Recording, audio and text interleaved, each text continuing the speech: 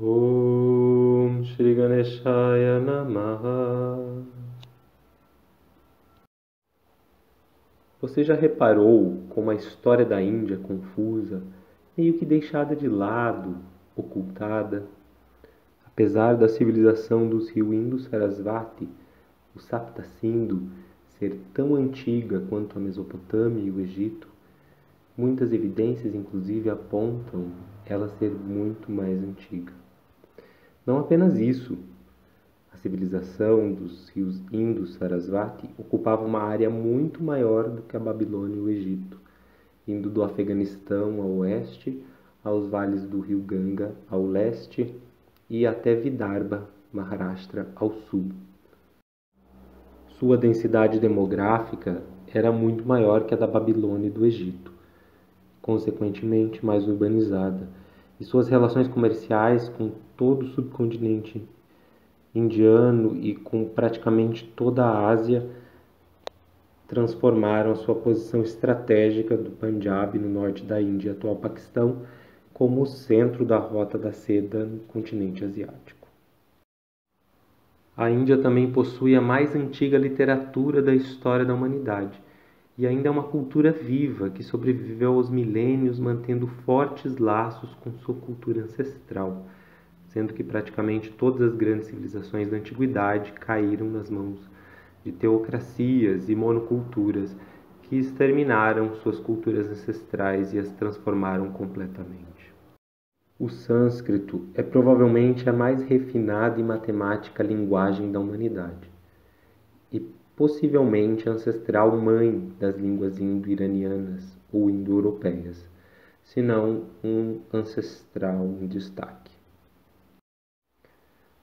A Índia também contribuiu com inúmeros avanços tecnológicos nas mais diversas áreas.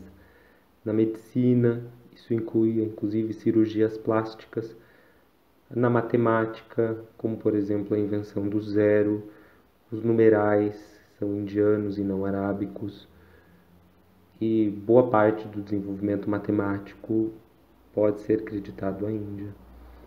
A engenharia, muitos inventos na arquitetura, na navegação, mecanismos de vapor, na biologia, botânica, zoologia, metalurgia, a escrita, o xadrez, nas artes, música, dança, etc.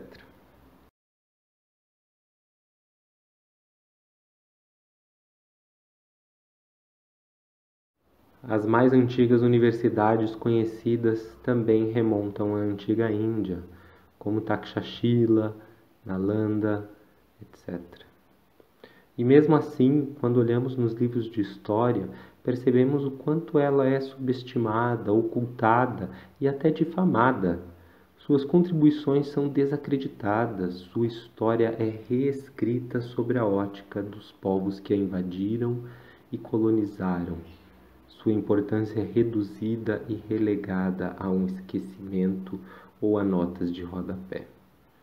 O sistema educacional e os meios acadêmicos ainda seguem diversos padrões coloniais, permeados de racismo e que servem a interesses políticos sombrios. E isso se reflete na mainstream media, na mídia mundial, na cultura popular e até no cinema indiano. De forma resumida, existem duas narrativas que se contradizem, que batalham então para estabelecer a narrativa histórica da Índia. A primeira delas é a narrativa colonial. A narrativa ela começa com o nome Índia, História da Índia. Índia, na verdade, é um nome dado por estrangeiros. Índia é o nome que vem do grego Índica, que foi como Megasthenes escreveu e se referiu sobre a Índia, grego antigo. E Índia era o nome que muitos povos conheciam a Índia na antiguidade. Os persas, os chineses, os gregos, todos eles conheciam a Índia com esse nome, que é um nome geográfico. Índia remonta ao rio Indus, a civilização do rio Indus, que era a fronteira oeste da Índia, né? Digamos assim, da atual Índia. E era o centro, né? O centro da antiguidade sempre foi o norte da Índia, o Punjab. E, e o centro da Rota da Seda também, né? Enfim, então a história da Índia pela narrativa colonial, ela começa pelo nome dado pelos povos estrangeiros. E ela diz que o conceito de Índia ele só foi estabelecido sob domínio estrangeiro, porque senão a Índia seriam vários reinos diferentes e culturas e línguas diferentes. Então essa é uma teoria que defende a teoria da invasão ariana, uma narrativa, desculpa, uma narrativa que defende a teoria que os povos nativos da Índia eram morenos e eles foram subjugados por invasores arianos brancos.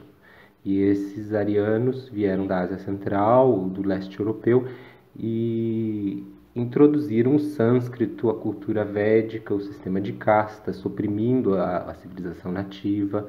Então, cria-se uma narrativa que é baseada em racismo, né, de que somente os povos brancos poderiam vir e trazer a civilização védica e subjugou os povos nativos da Índia, que eram morenos. Essa teoria ela ganhou muitos vieses ao longo dos séculos, né, porque ela é uma teoria recente, ela foi sugerida pelos indologistas britânicos, quando eles descobriram o sânscrito e a ligação do sânscrito com as línguas europeias, como o latim e o grego, e até o eslavo. Então eles perceberam que as raízes europeias das línguas, elas eram parentes do sânscrito. E aí surgiu a família linguística indo-europeia ou indo-iraniana, que advém da Índia e do Irã e que se propaga para a Europa.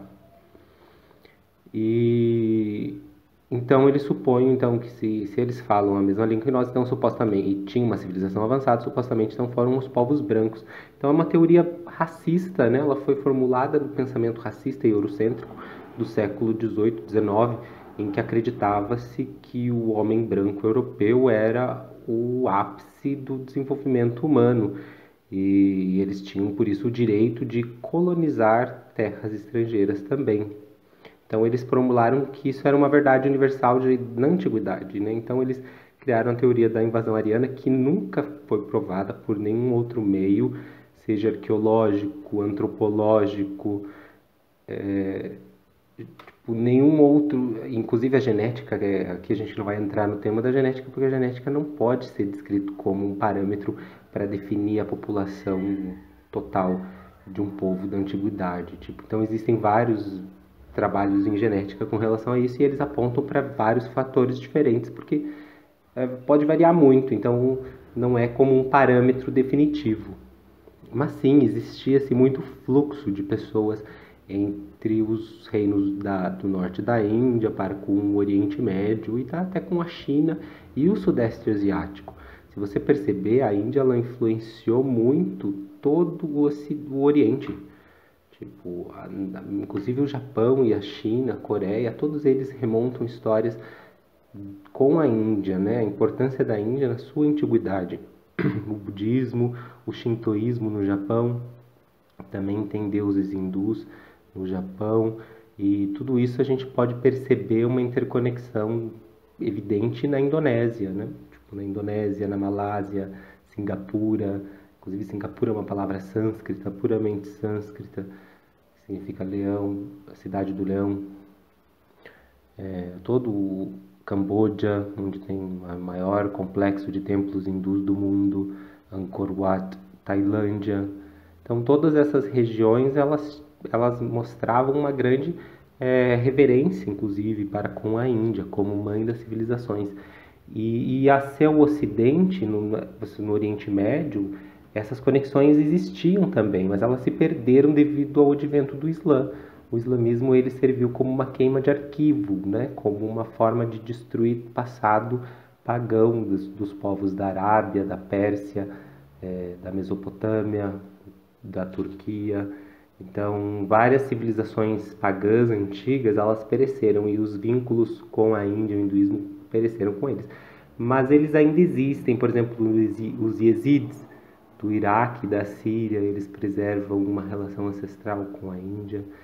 E existem ainda algumas evidências em Petra, em outras regiões da Síria, por exemplo, o povo Mitanni, que foi um povo que os reis da antiguidade na Síria, os Mitannis habitavam a Síria, eles utilizavam o sânscrito e adoravam deuses védicos.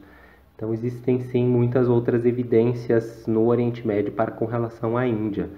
E a Índia sendo o centro de tudo isso, de toda a Ásia antiga, de toda a Rota da Seda, com conexões de mercadores indo de um lado para o outro e os impérios nascendo e morrendo. Então a teoria colonialista ela vai advogar que não, essa civilização ela pode ter advindo somente com a vinda dos invasores brancos, que trouxeram então a cultura védica. E eles são obcecados com isso, eles criaram então várias multiplicações. Como não foi possível provar a invasão ariana, de um povo ariano, arqueologicamente, eles mudaram para a migração ariana, né? Que não foi uma invasão, foi uma migração. Mas mesmo assim, isso ainda gerou muitos problemas, como por exemplo a questão da raça drávida, como se existisse uma raça drávida de povos do sul da Índia. Drávida é um termo, inclusive sânscrito, que, né, quando Shankaracharya ele vai para o norte da Índia num debate, ele se apresenta como Drávida Shishyu, como filho dos Drávidas. Shankaracharya ele era do sul da Índia, do Kerala. Então, Drávida denota uma questão geográfica da ponta sul da Índia, né? Mas segundo a teoria da invasão ariana, era a raça drávida que existia na Índia, que era morena, que era mais escura de pele e que vivia uma religião mais animista, que não era exatamente o hinduísmo, e eles foram subjugados pelos invasores brancos que conquistaram o norte da Índia, né? E expulsaram eles do norte da Índia, ou subjugaram eles, e no sul ainda manteve-se. Então essa teoria ela gerou muitos problemas políticos, principalmente no estado do Tamil Nadu, no sul da Índia, em que políticos de esquerda se intitulam dravidianos e pelo orgulho da raça drávida, e querem criar até movimentos separatistas e ódio ao hinduísmo. Teve perseguição a brahmanas, inclusive brahmanas nativos do Tamil Nadu, que foram perseguidos e mortos. Enfim, a teoria colonial, a teoria da narrativa colonial, ela também é obcecada em difamar a Índia e reduzir a Índia. A narrativa basicamente se focaliza em castas, né? Tudo que você vai ler sobre a Índia, a história da Índia, do hinduísmo, vai se resumir basicamente a castas. E vai ter uns temperos, vai falar do curry, né, dos temperos, vai falar das vacas, com certeza, né, de uma forma meio que para ridicularizar a cultura, e tudo é obcecado então em castas e vacas. E existem muitas distorções, reinterpretações e apropriações. A propagação de conceitos coloniais, eles mantêm o status quo do período colonial. Eles desacreditam o passado védico, as invenções da antiguidade, e enaltecem os invasores. Então, se você for ler um livro de história da Índia, você vai praticamente ver que metade dele fala sobre a dinastia Mughal, sendo que cada imperador Mughal tem um capítulo à parte e tudo, e vai enaltecer eles, e vai mostrar como eles... Mas não vai falar dos crimes que eles cometeram para com os povos nativos, as religiões nativas, os grandes genocídios, destruições de templos, e taxas e abusivas e discriminação social que os hindus sofreram no período islâmico. E esses livros, mesmo livros de história, vão esquecer, eles vão praticamente reduzir outros reinados hindus que existiram, que foram tão grandes quanto os reinados mughals, e tem muito a se falar, a pequenos parágrafos ou notas de rodapé, meio que escondendo o passado e as glórias dos reinos hindus nativos. Ela vai também esconder os crimes coloniais. Isso é um capítulo que eu quero fazer um vídeo só sobre isso, sobre os crimes dos colonizadores islâmicos e colonizadores britânicos e portugueses, entre outros. Eles culpam aí a cultura nativa pelos problemas coloniais. Então, assim, a pobreza que existe na Índia, diz que tudo é problema da tradição do hinduísmo, das culturas nativas. Então, eles culpam o roubo do colonialismo, porque o colonialismo foi um grande roubo, além do massacre da população nativa, houve um roubo. A Inglaterra roubou cerca de 45 trilhões de dólares, estimativas hoje, segundo o G.K. Bakshi. E o PIB da Índia era superior a qualquer nação europeia, e depois que a Inglaterra saiu da Índia, estava com um PIB baixíssimo de 4% do total do mundo.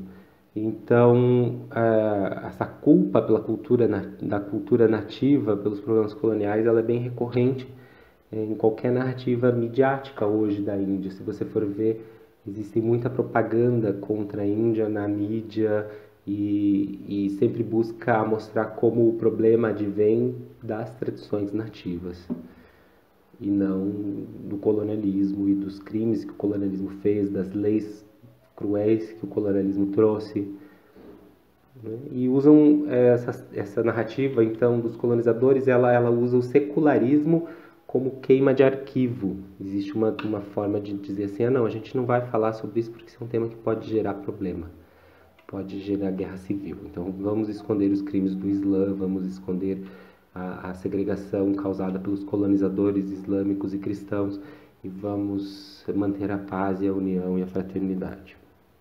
Mas isso é um falso secularismo que visa somente esconder os crimes dos colonizadores e culpar-nos nas tradições nativas. Não é só esconder, ainda culpam as tradições nativas por essa segregação social, por várias questões, pela pobreza, sendo que tudo isso pode ser remontado ao período colonial. Enfim, e as tradições, então, a narrativa das tradições nativas, né? Uma narrativa tradicionalista, né? A tradicionalista, essa tradição, ela já começa com um nome, nomenclatura diferente, né? Existe Bharata. Bharatavarsha é o nome da Índia, né? Segundo os próprios textos védicos, os textos hindus, os textos jains, os textos budistas, os textos sikhs. Então, toda essa nomenclatura original da Índia antiga, né? O Bharatavarsha. E segundo essa narrativa, a Índia, ela é a Índia, né? Bharata é Bharata desde sempre, né? Ela já é uma nação com um todo, do Himalaia ao oceano, há muito tempo. Então, essa união, ela existe não necessariamente política, porque existiram impérios, como o Império Gupta, o Império Maurya, que foram impérios que cobriram quase toda a extensão da Índia atual e até além. E existiram também impérios míticos, né, que estão na literatura védica, que não se pode provar, mas que existem relatos de que esses reis existiram e governaram Bharatavarsha, né, como um reino como um todo.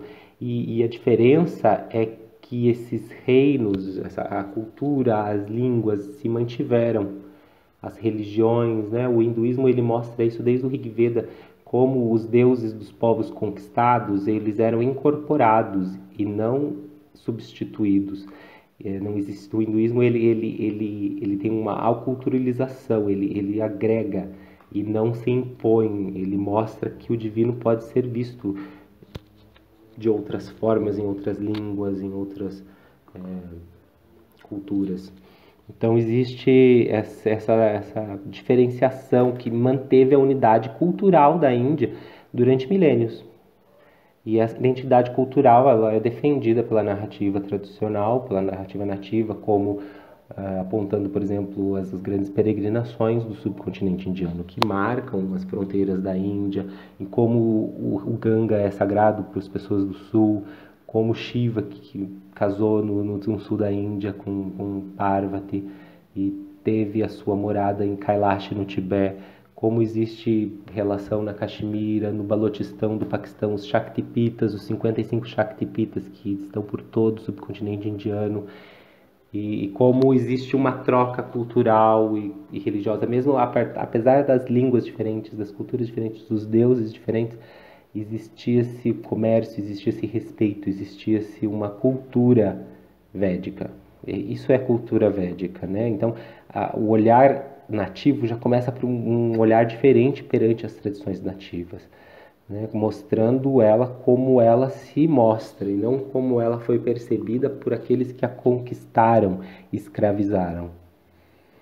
Então, para rebater a teoria da invasão ariana, primeiro de tudo, a teoria nativa ela fala que Arya não é raça, nunca foi raça, né? Arya em sânscrito não denota uma raça, e sim é uma palavra que denota um adjetivo de virtude, civilizado, virtuoso, nobre, valente. É um adjetivo utilizado pelos kshatras, pelos shahs, pelos grandes reis da antiguidade. Então era um título e era considerado uma afronta, uma soberba, você se auto-intitular um Arya, porque Arya era um título dado àqueles que são nobres e não não é uma forma de você se vangloriar, né? Então tinha-se toda uma filosofia, inclusive com relação à terminologia Arya, né, usada pelos grandes reis da antiguidade védica. Então eles defendem Out of India Theory, que a influência linguística e cultural da Índia saiu da Índia. Tipo, o sânscrito influenciou o Ocidente, as línguas indo-europeias, iranianas e assim por diante, da Índia para o Ocidente. E não uma invasão de povos estrangeiros que trouxeram, baseado no próprio Rig Veda, que é a literatura mais antiga que existe, que fala sobre a geografia toda no território indiano. Não existe uma motherland, uma mãe nativa fora da Índia. Não existe nenhuma menção a um rio fora da Índia, do subcontinente indiano. E eles apontam também a descoberta do rio Sarasvati, que prova que a civilização do rio Indus, na verdade, era a civilização do Sapta Sindhu, segundo os Vedas, que eram 7 grandes rios. E o principal dos 7 grandes rios era o rio Sarasvati, que ele secou, segundo a mitologia védica, segundo os textos. Ele foi durante muito tempo um rio mítico, até que a arqueologia, a geologia, por satélite pôde-se observar o leito seco do rio. Ele foi comprovado que ele existiu, que há 6.000 anos atrás ele fluía muito largamente, com muito fluxo de água, e que houve movimentos climáticos e movimentos geológicos nos Himalaias que modificaram o curso de alguns rios que eram afluentes desse grande rio Sarasvati, e esse rio Sarasvati acabou secando. E por isso houve uma grande migração, então, dos povos do rio Sarasvati até o Vale do Ganga e também a oeste, indo para o ocidente, no caso o Oriente Médio, o Mediterrâneo. Então a gente percebe aqui que todos os grandes sítios arqueológicos da civilização do rio Indus estão, na verdade, sobre o leito do rio Sarasvati, né? Então observa-se que, costeando o leito, existem vários sítios arqueológicos, o leito seco do rio, né? Outra teoria que eles falam, que a teoria invasão ariana, que eles trouxeram, os arianos vieram do ocidente, trouxendo os cavalos, que os nativos não tinham cavalo, né? O cavalo era um animal muito importante na cultura kshatriya védica. Então o Rig Veda fala-se dos cavalos. Então ele fala assim, como que então pode ser possível isso, né? Porque acredita-se que os cavalos são originados do Oriente Médio. Mas há relatos de sim, os cavalos já existiam na Índia na antiguidade. Há fósseis arqueológicos no Vale do Rio Indus, em que foi encontrado ossos e patas de cavalo. E há também desenhos rupestres em Madhya Pradesh, no centro da Índia, em que foi desenhado homens montando cavalos. Existe também, além da literatura, né, que é da onde vem a teoria, a literatura fala muito sobre cavalo.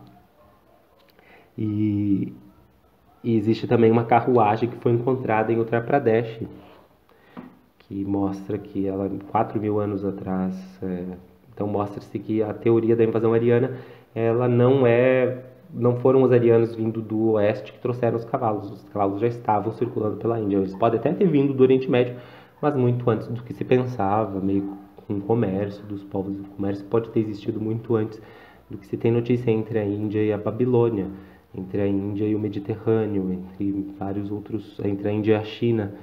Então, o comércio da Rota da Seda ele é muito antigo, ele já conectava vários desses. E existia assim também navegação, que saía da Índia para o Mediterrâneo, para o mar, no caso, desculpa, para o Mar Vermelho, o Egito, onde fazia-se trocas comerciais até o Mediterrâneo. O Império Romano fazia comércio com a Índia através do Egito. Existiam rotas na época do Império Romano que conectavam e mostrava-se como a Índia era riquíssima na época do Império Romano, em que os romanos gastavam todo o seu ouro comprando sedas e especiarias da Índia. Então, o legado hindu do Afeganistão, a Indonésia, né? Então, quando eu falo hindu, assim, a gente também as tradições nativas, melhor seria um termo mais correto, que abrange também o Jain, os budistas, os Sikhs e outras tradições nativas da Índia que eles espalharam do Afeganistão à Indonésia. E há relatos também na Armênia, que existia uma comunidade hindu na Armênia que foi dizimada por um conquistador cristão, que depois foi santificado.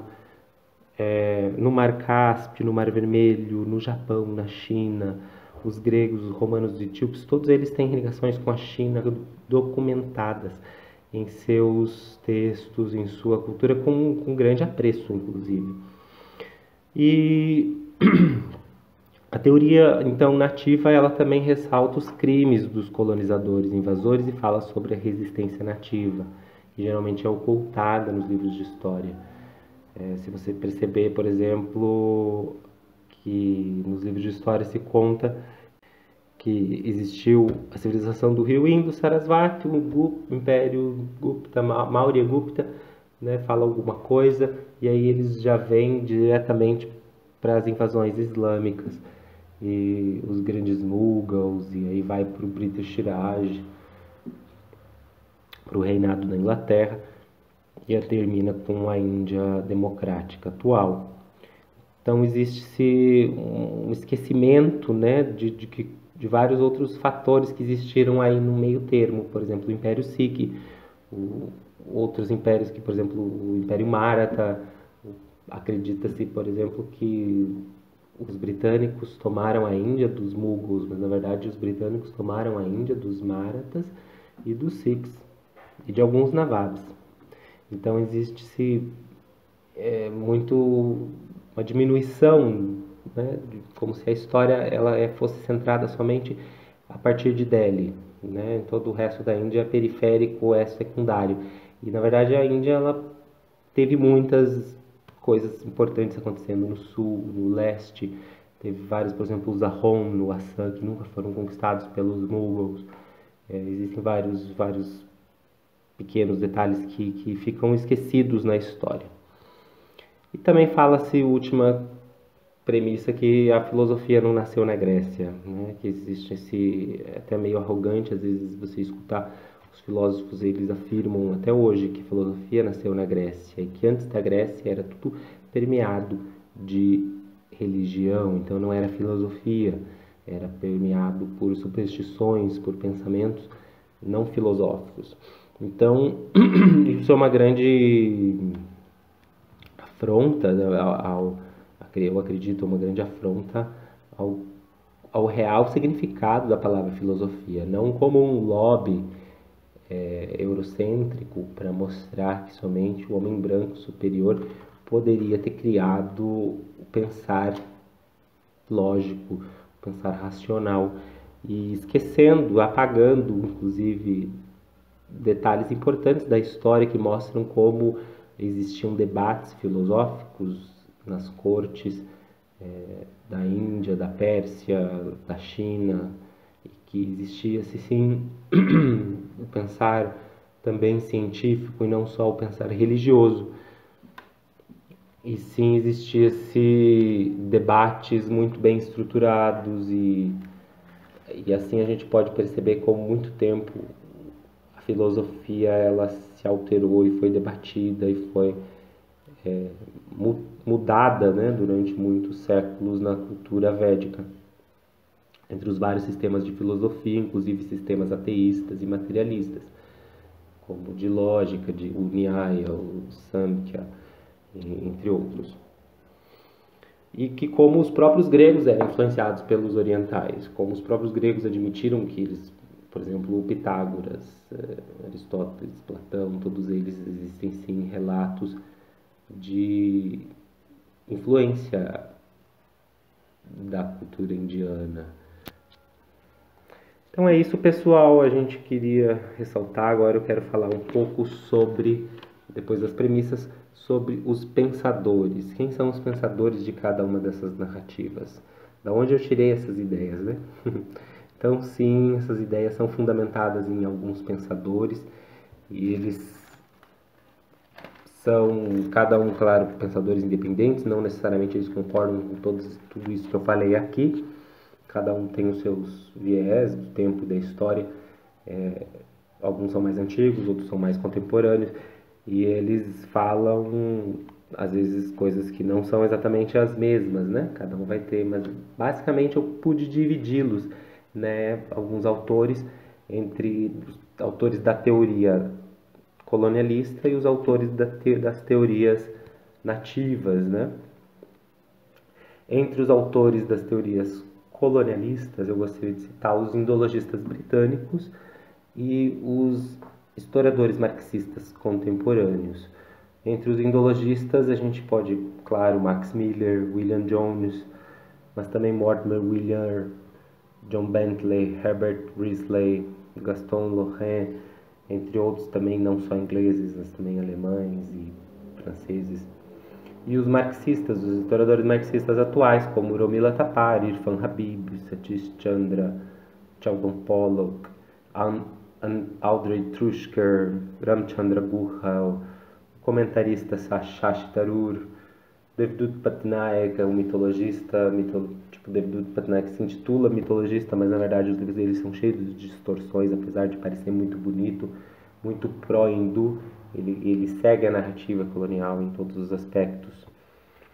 Em contraposição, os autores então que eu sigo, que eu admiro, que são os autores da teoria nativa, né, que se baseiam nos livros, na literatura sânscrita, hindu,